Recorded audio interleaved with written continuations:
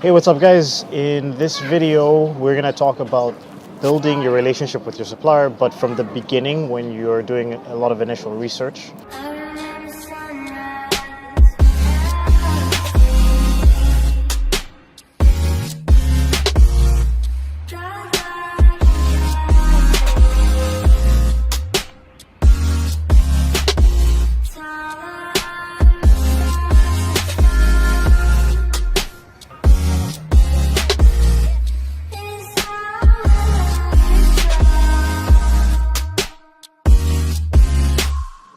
So at this point, you've sourced your factory, you've placed the initial order.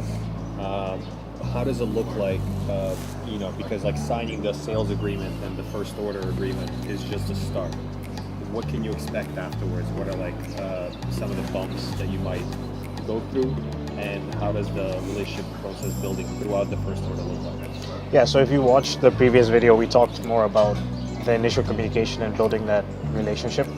I think one of the biggest mistakes people make when they place an order, and I've talked about this before, is like disappearing from the production because they feel like, oh, I placed the order, I've agreed to everything, we signed a contract, whatever. I don't need to pay attention to this until a month and a half later when we're ready to like do QC and stuff. And there's a lot of issues can pop up during production. Delays, things like that. And also just like if you're not constantly communicating with your supplier, they're not going to prioritize you in their production schedule. So yeah, just like stay on top of things, try to communicate on a regular basis, get regular updates. So we were saying in the previous video, just showing face, even day-to-day communication, even if something's slow and you know what's going on, just reaching out and staying in there day-to-day communication. What's some of the questions that you can ask your supplier every day or every other day?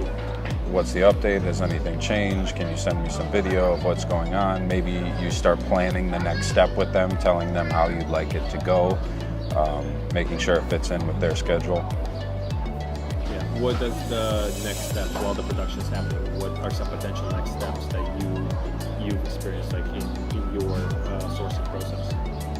I think it depends like on what kind of product you're making. So like if we're talking about an original design product, because it's the first time you're making this product, you probably want to do more inspections during production. Even if it's just the first time you're working with a supplier, you might want to do a during production inspection, but that's also dependent on what their production is like, because some factories do batch productions, which is like we're only working on your project for the next 3 days, and they're going to finish all of your products in that 3-day period. And then some other factories do more of like a split production where they're working on multiple products at the same time, and then they're doing like 2 hours a day on your project, 2 hours a day on another. So if they're doing a batch production and you say, I want to inspect when you guys have done 20% of the production, like they could do 20% in 3 hours, you know? So like you need to understand what's going on with them if you want to do those kind of inspections. And that's where that day-to-day communication with them comes into play, and explaining what you want to do and trying to accommodate them.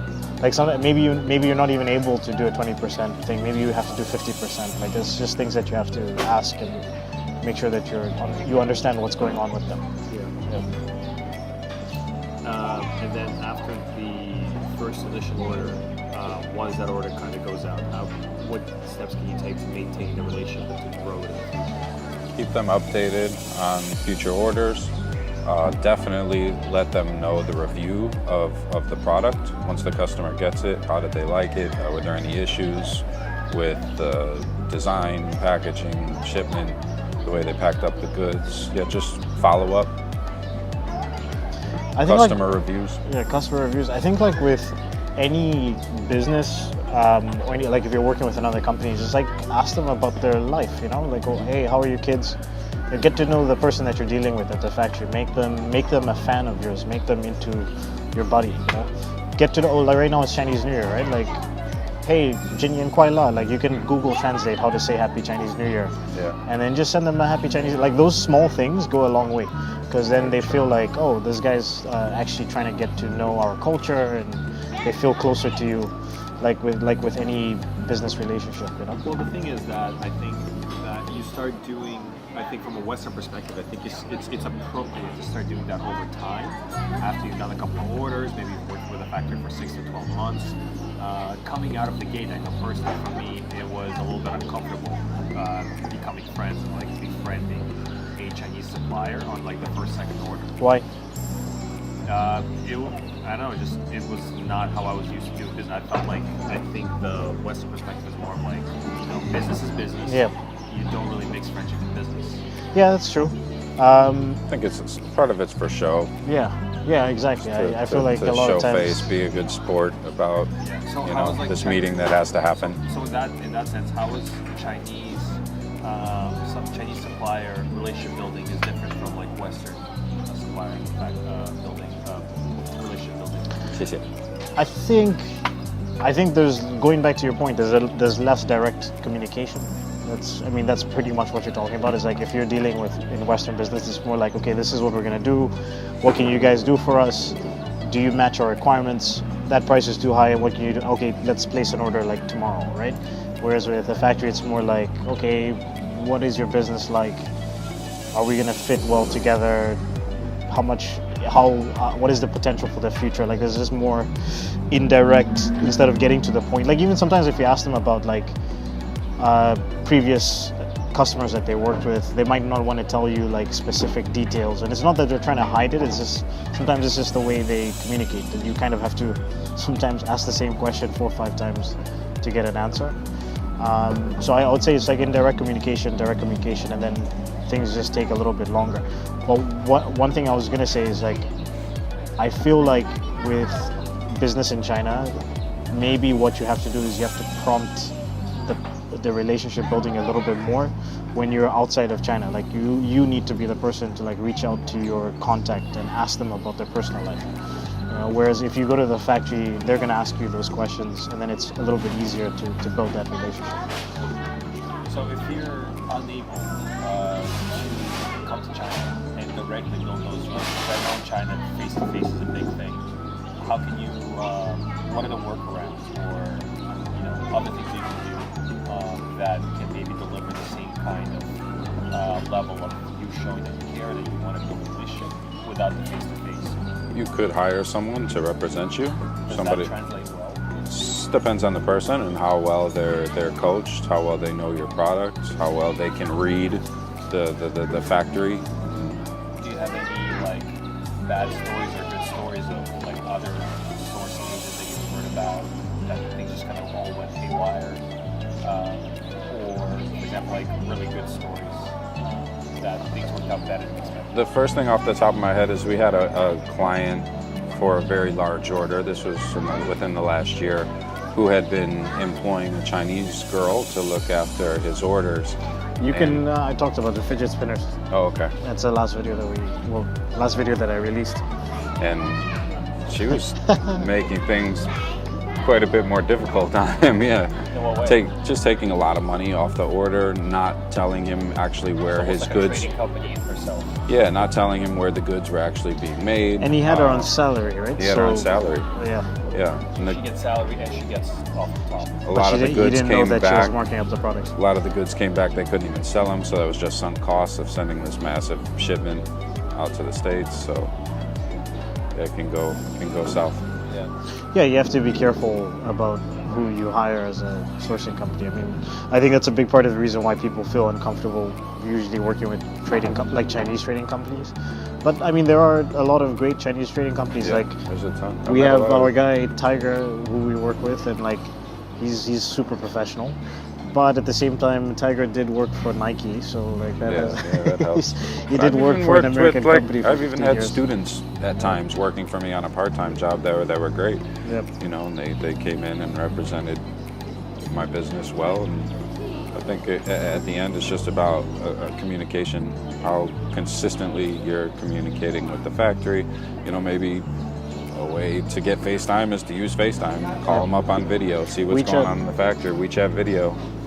Just make that a consistent thing early. Hey, if we're going to communicate, I want to see you. Yeah. I want to see what's going on. You're telling me that this is happening and all this material just arrived. Get me on the video. Oh, here's your, just be more aggressive in wanting to see what's going on with their day-to-day workflow. So that's one thing that I don't think I've done until recently or I've seen other guys that are in manufacturing products business do as well, is right away translate into WeChat. So how important do you guys think that is? I couldn't imagine life with doing this business without WeChat. I Before just feel like you're tying your hands behind your back. Skype or WhatsApp. Yeah. Like those are the three big ones. Yeah, I mean WeChat is everything in that and some, right? Like another way to translate is like, could you imagine if anybody that uses Slack out there, could you imagine if you had Slack with everybody? Like just you're able to communicate with everybody about business, also about personal life, and you can connect with your factories, you can connect with your staff, your friends, all And that stuff. some factories will accommodate you and use Skype or use just Gmail, and they'll do that for you, but that's not how they communicate with everyone in their life on a day-to-day basis. Yeah, you might send them a message on Skype, and then they're gonna copy and paste that message and send it to somebody else on WeChat. Right. You know, it's like, Might as well be using the same platform that Or everything's moving on. or you can even have a group chat on WeChat with the engineer and the factory, so then you're communicating directly in that group, and then you're seeing the back and forth. Like it cuts a lot of time, and then also like another example is like if you finish work at 5 or 6, right? You close your Skype, you go home, you're not thinking about Skype, but you still have your WeChat, right? So like you might get a response from somebody who's at home having dinner, and because you communicated with them on WeChat, you're getting a response right now rather than the next day in the morning. It is instant. Yeah, that's one thing that I found, for instance, like having the lack of foresight to bring it, basically bring the playing field to the China levels rather than getting them to come to your place. It'll make it more difficult for them. I found that the response rate went up, the way they responded was a lot more positive. So I think if you were to level it out, the number one would be, the easiest one would be WeChat. Just get on their platform, right? Because also with WhatsApp and with Google and with like Gmail and with Skype, they have to install a VPN, which is like an extra step that they have to do. They have to check so the response might not be as frequent. But with WeChat, it's something that they're used to. They feel at home with it, and then you come onto their platform, and that's not what a lot of foreigners do. And then, second of all, like their payment terms, what kind of payment terms they want. So it's almost like treating them as your customer rather than you trying to treat them like, oh, you should be thankful that I'm bringing this business to you. Well, it's like I think I've talked about this on the podcast, and one other video that we did, I think, was something about doing supplier research. It's just adapting to China. Like another mistake that people make is they try to change Chinese people to think like them. That's not how it's done. You need to adopt the Chinese mentality, the Chinese business culture, and that's the best way you can. If you work within the system, you can get the results that you want. Basically, you have to work within the system. Any parting words? I think like going beyond working on their platforms and stuff. Like again, I can't overstate the importance of physically going to the factory. Like going to the factory, going for the lunches, the dinners. You don't have to go for all of them, but like it's good to do that once in a while.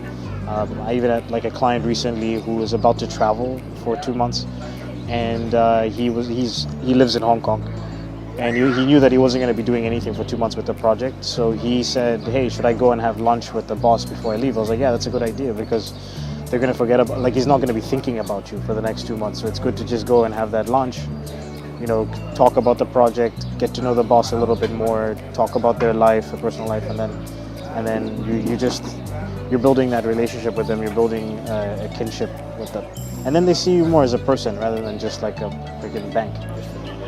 Piggy bank. Yeah. That they can just say whatever to and just need the money. Yeah, they're more likely to fix problems when things go bad if they like you. Like it's that simple.